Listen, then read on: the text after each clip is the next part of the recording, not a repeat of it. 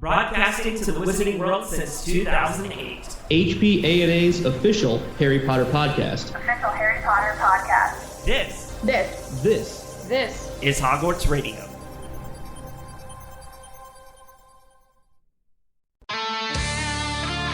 This is Hogwarts Radio, episode 214 for September 23rd, 2018.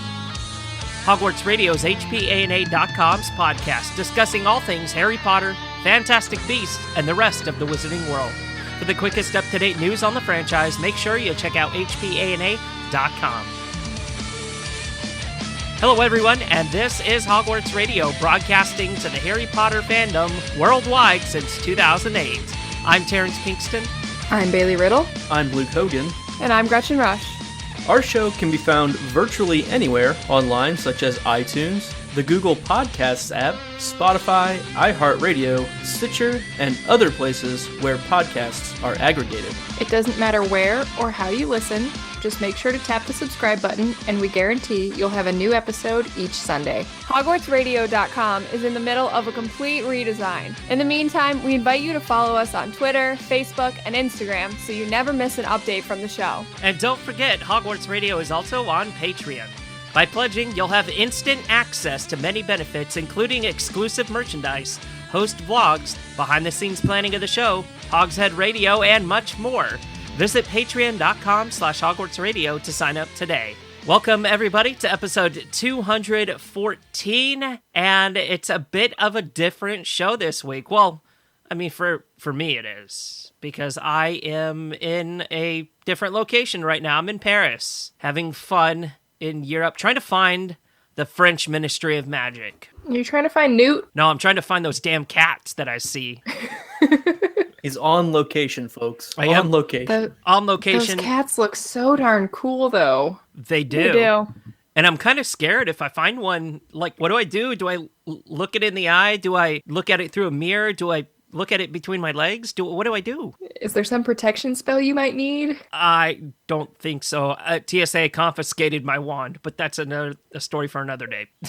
I think what you're getting at here is that we should all fear for your safety, and if Terrance isn't on the next episode, we know why. Hey, there you go. There you go. All right, now I'm actually kind of worried about him. Way to scare me, guys. Jeez. Nah, Terrance is a strong wizard. He can look out for himself. Yeah, I'm sure I can. Thank you have been working on nonverbals, right? What are those? Wandless magic. Oh, I thought you meant facial expressions. Oh. You've been honing your mime work, right? Yeah, exactly. I'm going to get trapped in one of those, like, invisible boxes. Watch out for invisible ropes. Oh, yeah, or invisible pianos. Yeah. Yeah.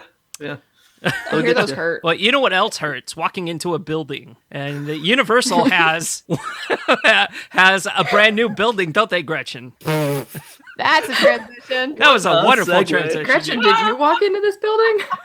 I did not walk into this building. So first up in our news segment, we have a few more details on the new ride that's coming in at Wizarding World Orlando. So Dragon Challenge, we know, is out. And we're just now getting some more details on what the new ride might be. So it looks like the Great Hall. So it seems like it's going to travel straight through Hogwarts and out the window of the Great Hall. Looks like it's mostly going to be inside with maybe a little bit outside. So it could be like a very immersive experience, maybe dark or spooky. So if you're interested in checking out those pictures, they've got them up on MuggleNet is what I'm looking at. And hopefully we'll get more details about this soon. Seems like it could be pretty cool. Yeah, I'm really interested in this ride.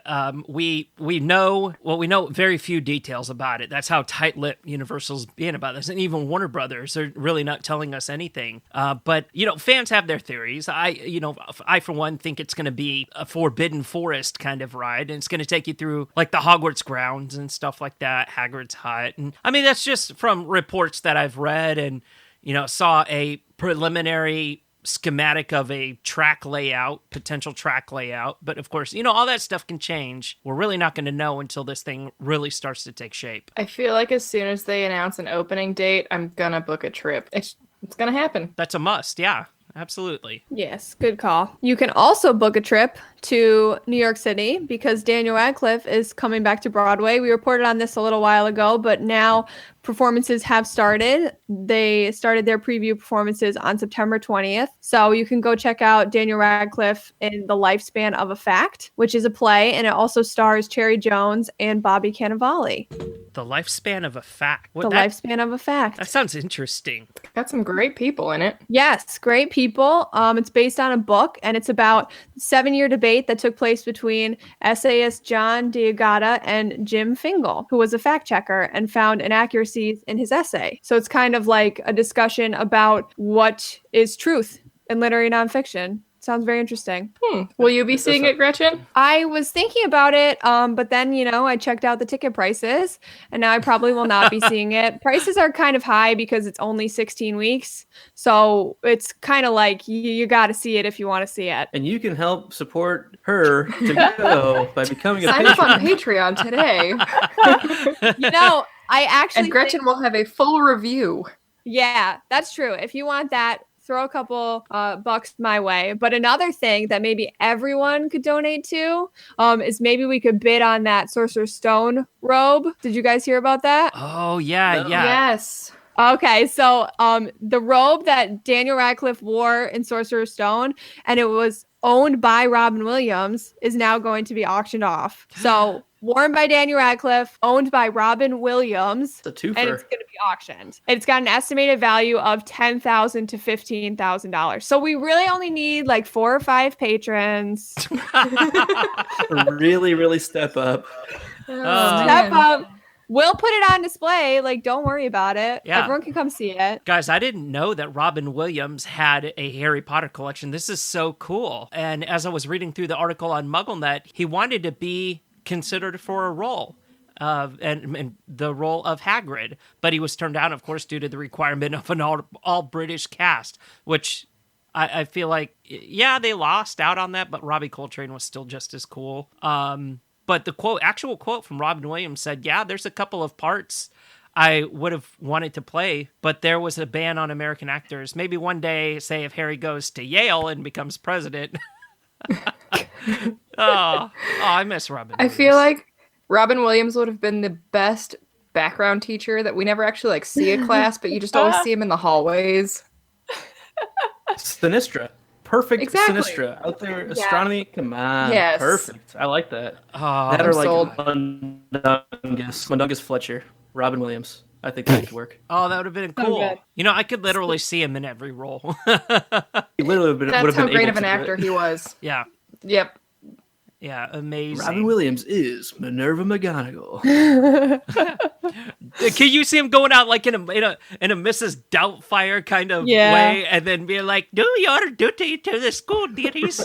I love it. I just, this is so great. It makes me wonder what other parts of his Harry Potter collection did he have? What else did he collect? I feel like they would have told us other things if they were going to be part of the auction, at least. That's true. That's true. Well, Yeah. I don't know if maybe they're going to say more later, but they gave a few more details. So the auction will be on October 4th in New York to benefit a number of Robin Williams and his wife's favorite charities. And the robe will be sold to benefit St. Jude's Children's Research Hospital. And there's going to be a public exhibition of the collection starting September 29th at Sotheby's York Avenue Galleries. So you can actually go see his collection in like just a few days. You can go see it. Oh, that's so Which cool. aligns so well with Broadway's The Lifespan of a Fact, starting the 20th, right? So, Gretchen, Yes. there you go. Perfect. I know. And also, just a couple days after that is the History of Magic exhibit at the public library that I'm going to. So, like, I'm going to try to see if I can check out this collection. I'll have to see. It sounds like the perfect time to plan a trip to New York if you're a Potter fan. Guys, let's go. Hey, October 6th. See y'all there. Patreon.com. speaking of that, wasn't the anniversary of J.K. Rowling signing in of the casual vacancy in New York? That just passed. Like, it happened 5 years ago, I think. That sounds about right. I mean, I will You should know. I will remember that for the rest of my life. Yeah, that's the time I met J.K. Rowling. I was like, oh my god. She's like, oh, hello, what's your name? And I'm like, potatoes. Don't know how to segue from that. Speaking of potatoes. I was going to make a butternut squash comment and then move into the discussion, Yeah. but we still have one more news story. Speaking of Terrance embarrassing himself, Hogwarts Mystery launched year 5. So I haven't gotten there yet. I'm still in year 4 because I got annoyed when I kept failing every challenge and didn't get to be a prefect. Whatever, I'm Harry Potter. So in year 5, you can take your ordinary wizarding levels, and there are also new locations like Nocturne Alley. You will take lessons from history magic professor Cuthbert Binns. The press release had his first and last name, which is incredible. That's how you know it's like real Harry Potter fans making these games. When they dig up like Cuthbert Binns will be in the game. Cuthbert. That's incredible. What a name. I can appreciate that. And you're also going to run into more familiar characters from the Wizarding world, like new members of the Weasley family who were not seen during years 1 through 4. So pretty cool. Probably some people listening have definitely already gotten to year 5, probably already finished it. I have not, so I'll keep you all updated when I get there. But Yeah, I'm still stuck in year 3. I am not progressing nearly as quickly as I did when I got this game in pre-release. Year 2, hashtag the struggle is real. I think Luke is still in year 1. Second round of classes, if that. Oh my God. so we have every year covered here except the 5th one. We have to get a 5th person on the show who's in year 5, and then we'll have every year. That's a priority. That is a must. So do you know who was born kind of around the time of Hogwarts Mystery Year 5? I don't. Neville flippin' Longbottom. That's who. Is that his middle name? Neville Flippin' Longbottom? Yes. I thought it was Flippius. Flippius. Yeah, I thought it was butternut squash, so Neville Butternut-Squash-Bottom. Neville Flippendo Longbottom.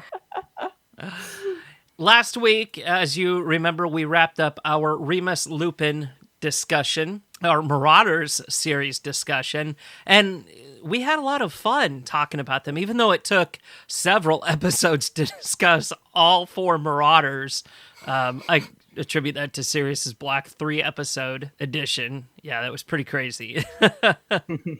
But we had so much fun that we figured we're going to tackle something a little bit more ambitious, and we're going to have a Dumbledore's Army edition. But, you know, with the characters we've already discussed, like Harry, we're going to kind of not talk about him, but rather some of the other characters in Dumbledore's Army. And this week, we're going to start with Neville Longbottom. So let's give some background on Neville. He was born, his full name is Neville Longbottom, and there is no middle name. At least I didn't dig up a middle name. Yeah, I know. Neville Flippin' Longbottom. Neville Badass Longbottom. Was born July 30th, 1980. He is still alive as of today, as of 20 years after the Battle of Hogwarts. So that would make him, 38? Yeah, 38, right? Yep. He is a pureblood, and he attended Hogwarts from 1991 to 1998 and was in Gryffindor House. So let's start with his appearance. Neville was said to strongly resemble his mother. He was round-faced, short, chubby, and had blonde hair. Completely Matthew Lewis right there, guys. He was also somewhat buck-toothed. Pansy Parkinson had once called him fat, but this may have been an exaggeration, as she frequently made disparaging comments about Gryffindor students. So, guys, this is something that the movies really nailed. Totally get on board with that. I do feel like it is woefully inaccurate that it's not mentioned that he looks like a butternut squash, but I'll let it slide. That's fine. I feel like Matthew Lewis as at least young Neville is very accurate. I don't know if we ever find out what an older Neville looks like. I feel like Matthew Lewis perhaps gets a little too attractive to be Neville at that point, but young Neville, spot on. Agreed. I think he does a good job of keeping that nerdiness about him in the 7th movie, and specifically in part 2. And I just watched it the other day, and he's like, wait. Guys, I have something to say. Gosh. I just got a vision of Napoleon Dynamite in my head. Give me your tots. Guys, Tina, you fat lord. So let's talk about his pre-Hogwarts days. So Neville was the only child of Frank and Alice Longbottom.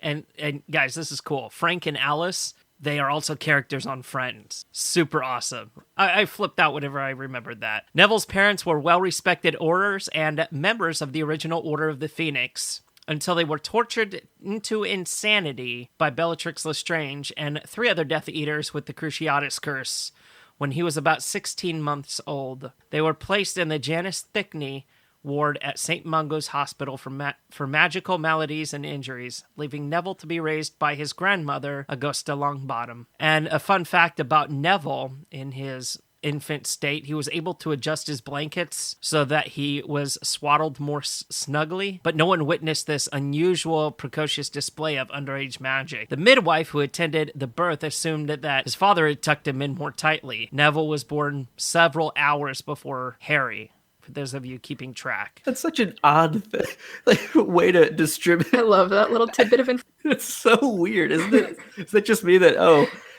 he was able to swaddle himself more snugly, and that's how he showed that he was magic, but no one saw it. What a Hufflepuff thing. He's like, I just gotta get cozier, guys. I like to be all cuddly. I could get behind that.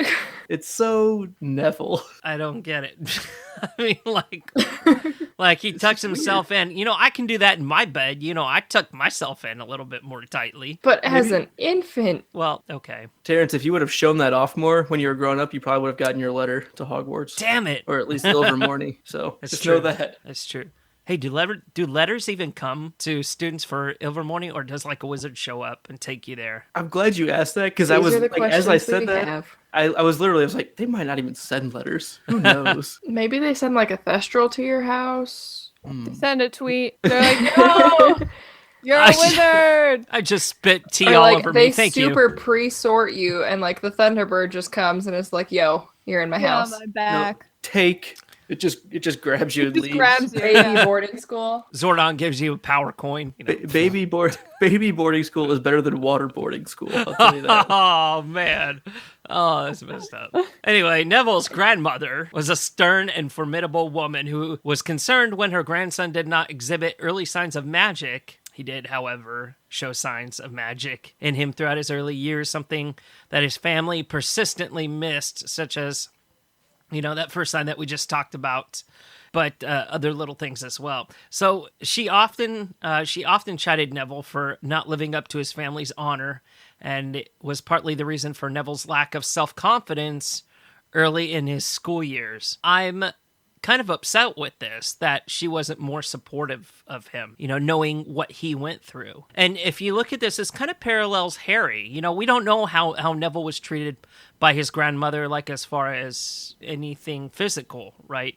We don't know we know that he had a bedroom. We'll talk about that here in just a few minutes. But we don't know if she constantly yelled at him. I mean, what I take it as is that she kind of berated him all the time and put him down, and that's why he was just like, oh, okay. He was very coy, very shy. Yeah, it doesn't seem like she necessarily physically abused him or abandonment abused him like Harry grew up with, but it still definitely doesn't seem like she emotionally supported him very well. Kind of seemed like the whole family didn't treat him all that well, which that sucks. That's a shame, right? Especially going through what he went through of pretty much losing his parents. I feel like this is such a good parallel for what Harry went through, though. Because, Harry goes into the wizarding world, and he's like, oh, man, this is sick. Being a wizard is awesome, and nothing bad ever happens. And then you see Neville, no, I'm a pureblood, and, I grew up with kind of the same stuff going on that you did. My family wasn't great either.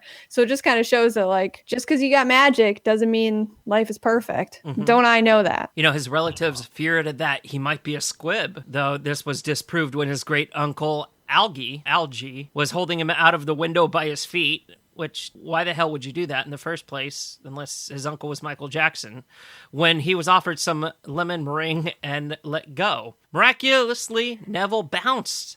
Prior to this, there were various attempts to make him show signs of magic, including dropping him off Blackpool Pier where, according to Neville, he nearly drowned. Neville inherited his father's wand at the age of 11 when he started to attend Hogwarts, and it was later broken during the Battle of the Department of Mysteries. Okay, we can say physically abused now. This is ridiculous. I feel like they were just trying to do terrible things to him with the hopes that he would show a sign of magic. Well, he did. I mean, can you imagine just like... Which is really child abuse. Right, dangling him out the window by his feet, and he was let I didn't know his nickname was Blanket. Aww. It's still different than the Dursleys. It's because they know he's got wizard blood. Hopefully, it's still pretty terrible. but we know that like they're probably highly familiar with the children. Well, just the stress-driven magic that happens around magical children. So it's still better than what the Dursleys have done. I don't know. Like at least they have some kind of a reasoning to why they're doing this. I think you could maybe argue that the Longbottoms are doing this out of love, whereas the Dursleys just purely hate Harry and everything he stands for. Well, again, you could also say that they were doing this for selfish reasons. And the same thing with Harry. I mean, there's so many parallels between Neville and Harry anyway, their childhood. Now that we dig into it a little bit, no matter what you say, I mean, they're doing it out of love for Harry, for not having him exposed to this world, to that wizarding world, or they're doing it out of love for Neville because they want him to be a wizard. They want him to kind of exhibit that magicalness, that magical quality. But I mean, do a better way. Like, there has to be a better way other than like holding him out the window and dropping him. Like, what if he didn't bounce? I feel like that could be a really bad like bungee jumping mistake. I don't know. I feel like wizards need to look into some sort of genetic testing that tells you if you express that trait. Yeah, like a little send away kit. Yeah, 23andMe for wizards. Call it wizardry.com. We do know that at least in Fantastic Beasts time period, Newt knew that the Muggles were slightly different. You know, what does he say? Because whenever Murtlap poisons old what's-his-face... Did you see this movie? Kowalski. Newt's like, well, your system's a little bit different than mine. And that was the first time there was actual, in what I'm going to call canon, evidence that there are genetic differences between Muggles and wizards. So I think genetic testing is absolutely a valid way of trying to figure out whatever this is that they knew about 100 years ago. Yeah, I was going to say, especially considering that's so far in the past. Right. Wizard genetics can only have gotten better. I would hope so. But we also know that wizards aren't really susceptible to change. Like, they're really conservative about their change. Like, I mean, that's why Diagon Alley looks the way it does. That's why you still take a train to Hogwarts. That's why you still, that's why still a lot of things. Use a quill. Right. You use a quill, you fly on a broom. I mean, a lot of these old school ways. Hell, I don't even think they had they did have plumbing at Hogwarts, so never mind. But so in 200 years, they might get ballpoint pens? Well, they might. So maybe Newt is just on the true cutting edge of, which, I mean, he's a biology guy, right? So it could make sense that he's more... Newt's a trendsetter. Yeah, I'll buy it. I wonder if this happens, I wonder if there's anything as far as the anatomy that's different. I don't think so. Like, they all have internal organs that are the same. It might be something at the cellular level that makes them show signs of magic. I think on the DNA level, yeah. Yeah, midichlorians, kind of. That's what it is, yeah. Yep.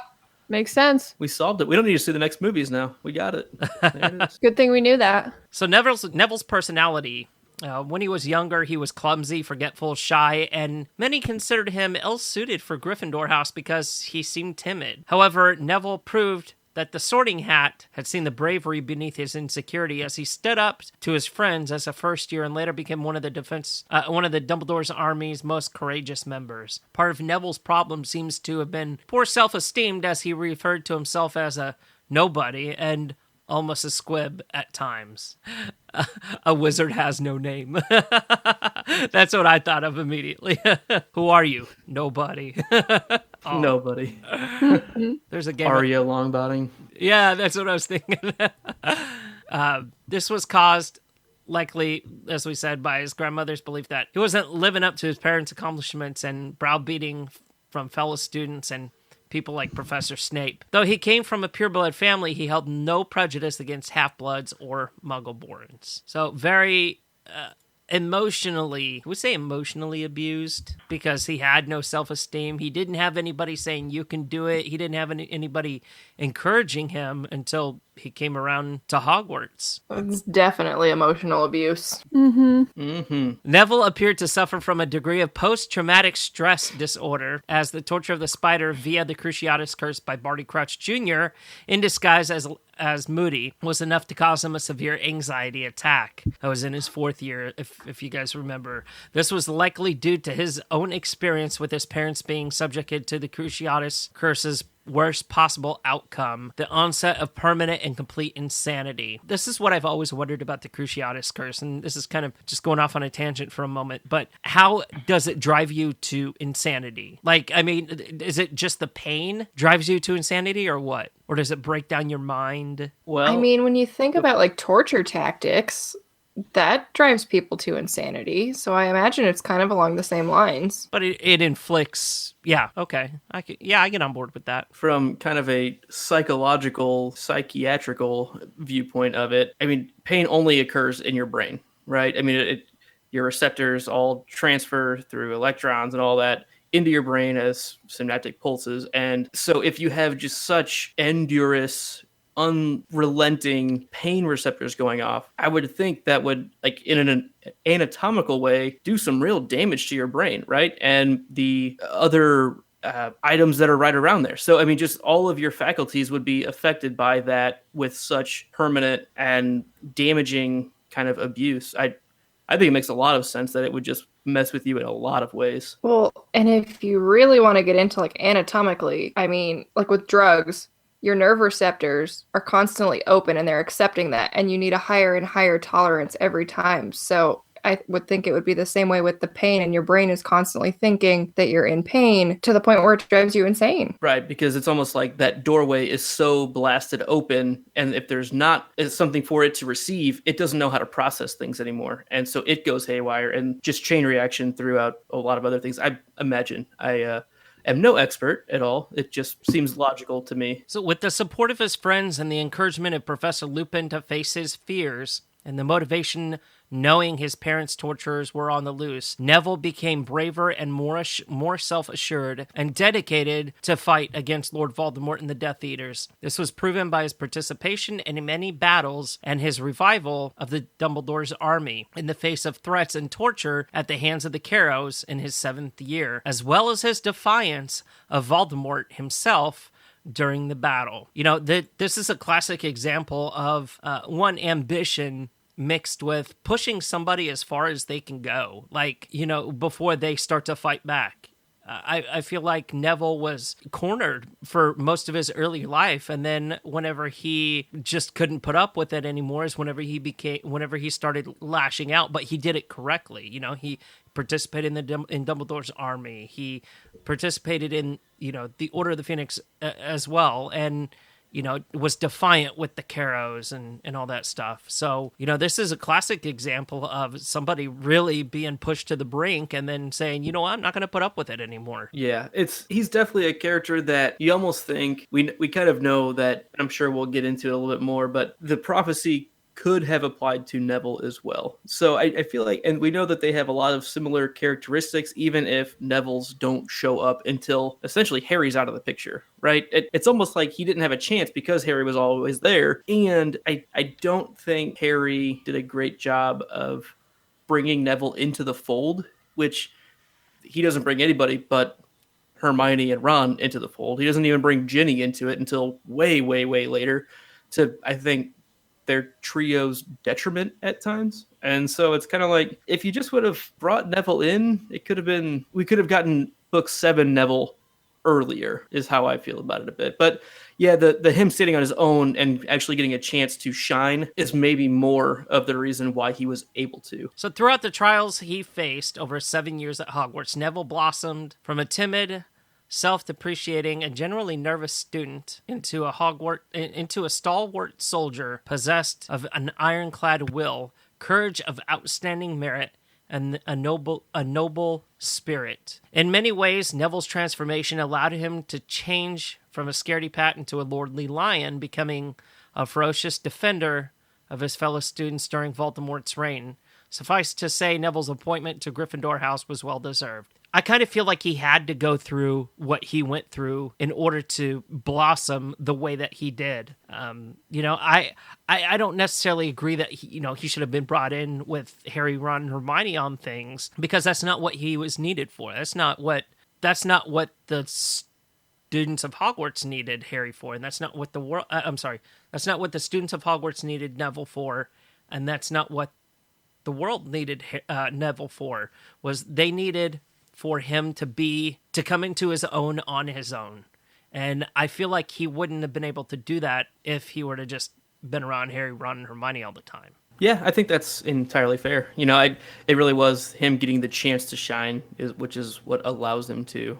So, especially because he's also not thrust in it like Harry has been since he's been pulled into the wizarding world, right? I mean, Neville's an unknown hero, and that's his role, and he doesn't know it. And the fact that he doesn't, and he's been raised with this sort of abuse and taught to be self-conscious and have zero confidence, that it's kind of like he's got all these things going against him, and it isn't until he can get out of his own way and Harry's not there to take all the limelight that he just steps up. I mean, this is what's natural for him, and it always has been, but he's never needed to.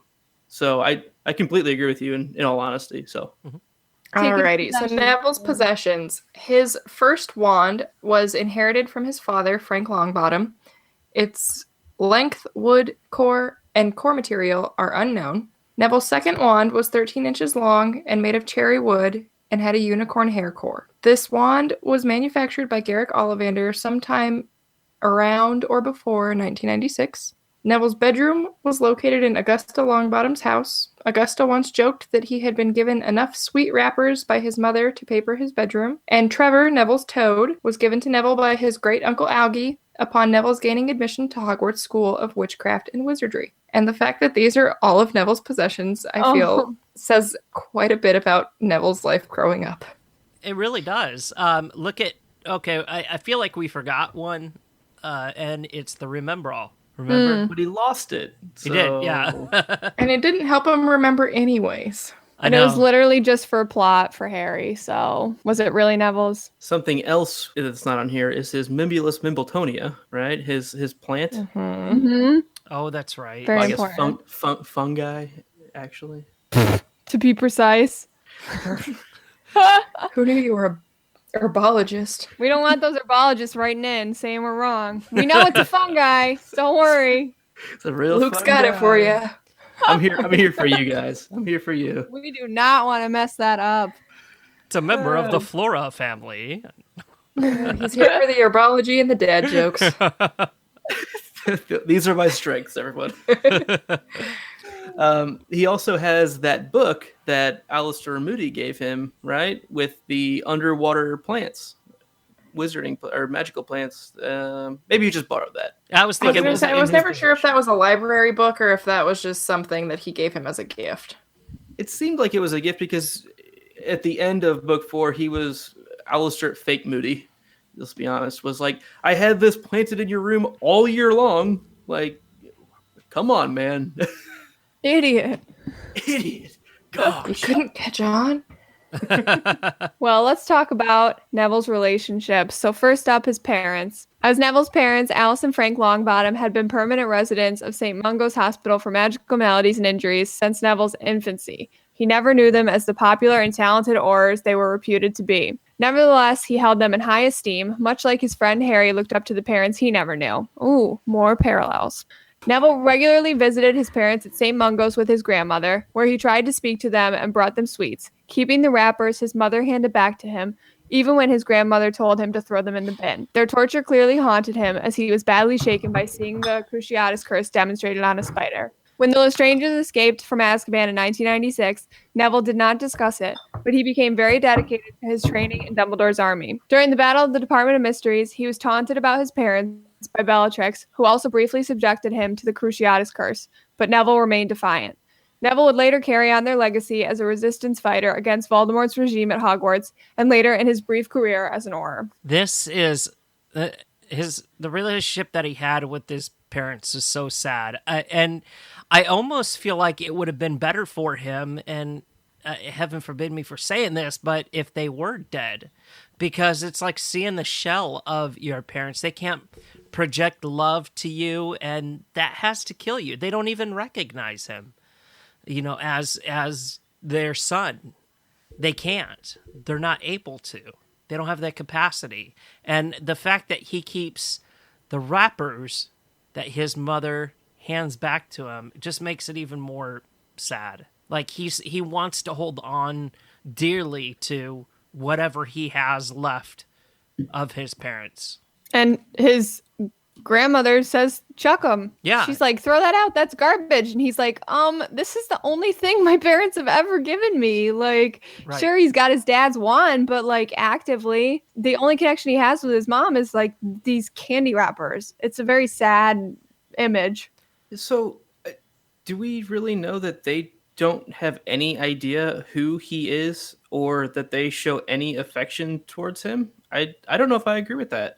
I think the candy wrappers are the affection. That's my point. It's yeah, not a complete blank person to them. And I don't think he feels that way. Yeah, he takes it as this is the only thing I've ever gotten from her. But if that's all she can offer, that's literally everything she can offer, which is, I think it's still very meaningful and poignant. And the fact that she can't do more than that is heartbreaking. Absolutely. But I don't know that he is nothing to them. It's not just, oh, here's some boy that's always around. I think they, in their heart of hearts, still have some recognition of what he means to them, even if it's not as fully realized as you would hope or he would hope initially. But his reaction to it, I think, is a lot more healthy than Augusta Longbottom's. I think hers is really unhealthy, especially for how it kind of weighs on Neville, because she tells him to throw it away. And guess what? He keeps it quietly to himself because that's what he has to do. I think it's really sweet that she still can do something, even though, not all the faculties are there at all. But the little bit that is still, I think, cares for Neville in some sense. With that, I'm going to have to disagree. Whenever she hands them back to him, I think she's just handing it to him to throw away without realizing, without any meaning behind it, because they no longer have that capacity to be able to care about him. Their minds are too gone. I feel like we can attribute this to comparing it to somebody in our world like Alzheimer's patient or somebody with dementia. Like, they don't recognize you. They're just going through the motions of, oh, I have the candy, it's in my mouth, let me do something with the paper. Neville holds out his hand and he takes it from them. I think that's like, there's nothing beyond that. So I can definitely see what you're getting at, but I think we'll just end up disagreeing, and that's fine, because I guess what my thought process really comes from is she's done this for years. He's gotten enough of these. I mean, it's been consistent. It seems like if it was completely random, which is how I feel like it would be if she doesn't recognize him or anything, she would just throw it on the floor at times, or throw it in the garbage can at sometimes, or give it to Mrs. Longbottom at times. And the fact that it has been so consistently, and we don't know that she hasn't done that too, but we know that Neville's gotten so many of them, it makes me feel like she's kind of singled him out, and she's not actively thinking, this is my son, Neville. I look at it more of like a reverie of something she subconsciously still has a connection with him. And even though she doesn't realize it, it means a lot to him. Neville was raised by his grandmother, Augusta Longbottom, after his parents were tortured to the point of insanity when he was an infant. This was pivotal in his development, as his grandmother often expressed her disappointment with her grandson's seeming lack of magical ability and what she considered his inability to live up to his parents' skills. His grandmother, as well as some other relatives, feared that he might have been a squib. But when in heroism during the Second Wizarding War, his grandmother was clearly very proud of him. She came to Hogwarts during the final battle and ran off to assist him in fighting Death Eaters. That's some random characterization. I don't know about that. Do we know if she was Frank's mom or Alice's mom? She was Mrs. Longbottom, right? So, yes. Frank's mom. That would make, yeah. So do we think, do we think this is her way of taking out what happened to her son on Neville? Like, I mean, not necessarily taking it out on him, but really that's her outlet, is to be mean to him. This is definitely one of the more complicated things, because we don't get a ton on who she was before or anything like that. Like, she could have just always been really, really rough around the edges. She might just be a very demanding type person. Maybe that's one reason that Frank grew up, I don't know, and became as successful as he was, because he was always pushed by her, and that's just who she is. I mean, I think that's a real possibility. Or I think you make a good point that maybe she has certain, I don't know, regrets, or she feels like her son was taken away from her, Amos Diggory style, and it just kind of eats away at her, and she can't get past it. And therefore, Neville is a little bit of a constant reminder of what in her head should have been. I'm not saying it's right. I think it's terrible that she still treats him the way that she does, because, I mean, she should cherish him for being that symbol of her son. That's how I would do it, but yeah. I'm not her. And then today, she only ends up cherishing him because he displays that bravery and that heroism and that I don't give a F attitude, and that's whenever she's like, oh, this guy, and then, runs off with him to fight the Death Eaters. And she turns into the Mad Hatter. Come on, Neville, let's go. I mean, we did see Snape dressed up in her clothes. He had a pretty crazy... I wear your grandma's clothes. I look incredible. But that's what I was gonna say, though. It almost seems like she has expectations for Neville to meet Frank's personality and actions, and when he fails to meet them exactly the way that Frank did, she's just disappointed. Because Neville's not dumb. He's very good at herbology. He's a very kind, loving person, miraculously. So only when he shows any trait that his father showed, then she's like, oh, yes, finally, you're finally a good person. It's just so sad because she fails to recognize any of the great traits that he had all along. Or maybe she really never got along with Alice, and she sees a lot of Alice in him instead of, as you were saying, instead of seeing a lot of Frank in him. And that's how she took, her anger out on Neville, was by berating him. And that could also parallel Harry as well. Petunia taking her disappointment with and anger with Lily and James out on Harry. Well, and it's said that Neville strongly resembles his mother, so maybe she's always hated Alice, and the fact that Neville looks like his mom and acts more like his mom has always been a constant reminder of, possibly Alice pushed Frank towards being more daring and being more towards being in the Order. And that's kind of what Neville's grandma thinks of as what caused his downfall. Or maybe Augusta was in love with Alice and could never get over the fact. Yes. And she's basically just Snape before Snape was Snape, and she's also the worst. Or maybe Augusta's just a bitter old lady. Who knows? Just a cliche. There's no other explanation. Well, for the record, I don't think that she was Snape. No, you're not going to stand by that? Let me do some more research you think for the herbologists out there. If you have an opinion on whether Augusta was Snape, please tweet us at Hogwarts Radio. Meanwhile, let's move on to Harry. So Neville first met Harry in 1991 when Neville was looking for his toad Trevor on the Hogwarts Express. They became classmates and roommates after they were both sorted into Gryffindor and became good friends over the years. In 1994, Harry learned that Neville's parents were tortured into insanity. Harry felt that Neville was far more deserving of pity than he was, though he promised Dumbledore not to tell anyone what he knew, as it was Neville's decision whether or not to reveal his past to his friends. Hello, Harry. Hermione. He's a butternut squash. That's how he sounds as a butternut squash. Oh, God. What's happening? Potter Puppet Pals? Potter Puppet Pals, Oh, Gretchen. I did not. That's not what that sounded like to me. That's exactly what Neville sounds like in Potter Puppet Pals. Sounded I like haven't seen it in a long time. Hello, Harry. Oh my gosh. Hermione. Ronald. And today we have with us the guest voice actor. bother.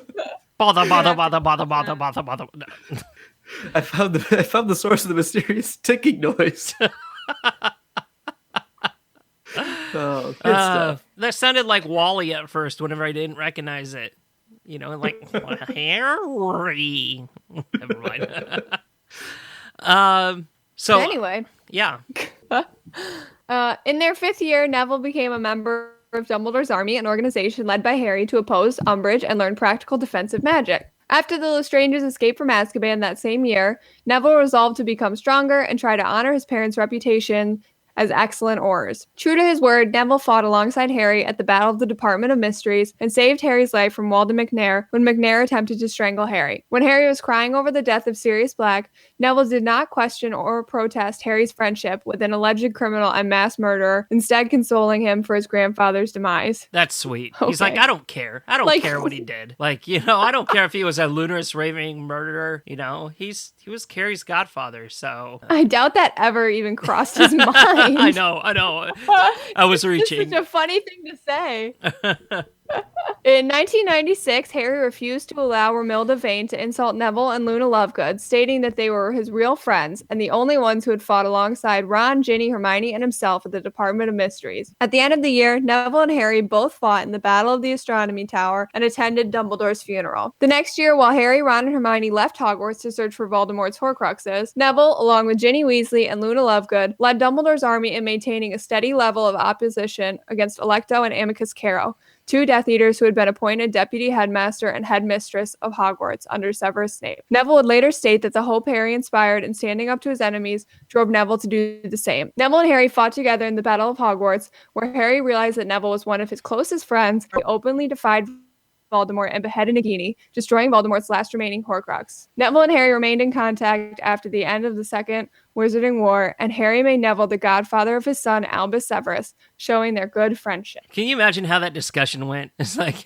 Harry goes, "Hey, Neville, you know, I really appreciate you stepping up and, you know, showing your true colors, and would be honored if you would be the godfather of my son, Albus Severus." And I can just imagine Neville going, "Albus Severus? What the kind of name is that?" I love the twist there, though, because Neville was always afraid of Snape, and now he's godfather to a kid named after Snape. I think that's awesome. That's cool. Yeah. Yeah, I really like that. I really like that Neville was able to come into his own in that 7th year. That it was like no shits given at all during that 7th year. And he's like, you know, if I'm going to go out, we're all going to go out. I'm going to go out with a bang. So That was the book that I wanted. I didn't want the book of the camping. I wanted the book of Neville and Ginny and Luna at Hogwarts, and I still want that. I do want their story. Yeah. Of what they endured in that 7th year. That'd be cool. I like the book that we got. Whatever, Luke. I'm also the worst. So. Well, I'll take both, though. It's not like I don't want that one at all. I want them both. Okay, I would take both. I'll take both. That's fine. Okay, we'll tweet at J.K. Rowling. We'll take both. Get on Thank that. you. 2, please. 2, please. Let's play 2. Okay, so that does wrap up part 1 of our discussion. And next week on episode 215, we'll dive into it a little bit more as Hogwarts years. And so we'll go year by year and figure out some more things that we didn't know about Neville Longbottom. I don't know what else we don't know. We know everything. Probably. Almost.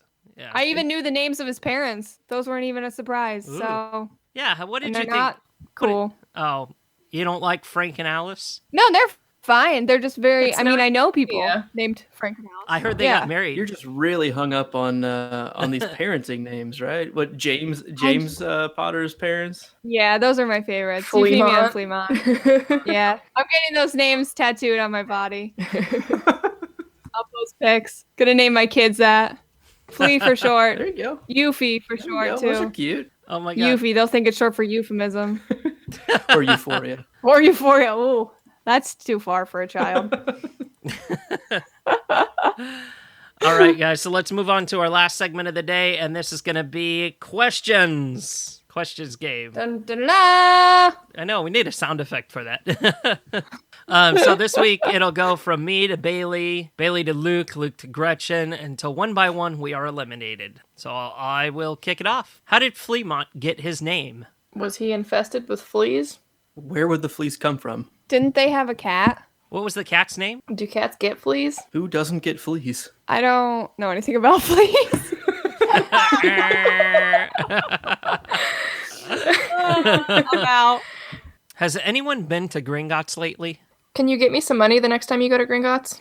Didn't you get the money last time? Why do you need money? Who doesn't need money? When would you not ever possibly need money? It's the worst. What? What the hell? That's a cop-out question. Not need money. Wow. What the hell? That's fine. Okay. Between me and Bailey? Damn, I was going to ask who was going to pay my car payment. Have you heard the latest? Have you heard of the latest broom model? What is it? Haven't you heard? It's going to be like, no, that's why I'm asking. That's a little circular right there. Well, maybe that was a little entrapment. I don't know. We'll let the listeners decide. Tweet us who might have won that episode. Yeah, we'll put up a poll. And we'll put up a poll on Twitter. Well, we do want to thank everybody for listening to this week's episode, and a special shout out to all of our patrons who support us. If you're not a patron, remember to head over to patreon.com/HogwartsRadio to get started today. And as a reminder, you can also stay up to date with us over on Twitter, Facebook, and Instagram. And don't forget to subscribe wherever you get your podcasts. Well, thank you so much for tuning in, everybody. Once again, I'm Terrance Pinkston. I'm Bailey Riddle. I'm a butternut squash. And I am not. And that does it for episode 214. I hope that we'll all be back next week for episode 215. Bye-bye. That's if Terrance survives Paris. I know. That was bloody brilliant. Codswallop.